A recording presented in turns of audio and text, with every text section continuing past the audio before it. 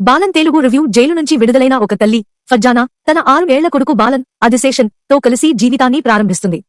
పాత జ్ఞాపకాలు, సమాజంపై నమ్మకం లేకపోవడంతో ఆమె నిరంతరం ఊళ్లు మారుస్తూ పేర్లు మార్చుకుంటూ బతుకుతుంటుంది. ఎవరినీ నమ్మకూడదని, తన మాట మాత్రమే వినాలని కొడుక్కి కఠినమైన నియమాలు నేర్పుతుంది.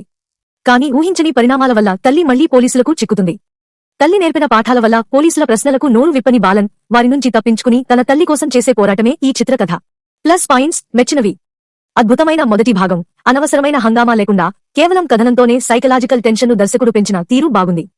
తల్లి కొడుకుల అనుబంధం, వారి భయం ప్రేక్షకులను కట్టిపడేస్తాయి. నటీనటుల నటన. తల్లి పాత్రలో ఫర్జానా అద్భుతమైన నటనను కనబరిచారు. చిన్నారి అదిశేషన్ బాలన్ తన పాత్రలో ఒదిగిపోయాడు. టోవినో థామస్ అతిథి పాత్రలో మెరిశారు. సాంకేతిక ప్రతిభ. సున్ శ్యామ్ అందించిన నేపథ్య సంగీతం, బీజీఎం, షైజూ ఖాలిద్ సినిమాటోగ్రఫీ సినిమాలోని మూడ్ను, భయాన్ని సరిగ్గా ప్రతిబింబించాయి. క్లైమాక్స్, ముగింపు సన్నివేశాలు హృదయాన్ని హత్తుకునేలా ఉండి మంచి భావోద్వేగాన్ని కలిగిస్తాయి. Minus points. నిరాశపరిచినవి: సెకండ్ హాఫ్ వేగం తగ్గడం, ప్రథమార్ధంలో ఉన్న బిగుతూ ద్వితీయార్ధంలో కొంత సడలింది. కొన్ని సన్నివేశాలు సాగదీసినట్లు అనిపిస్తాయి.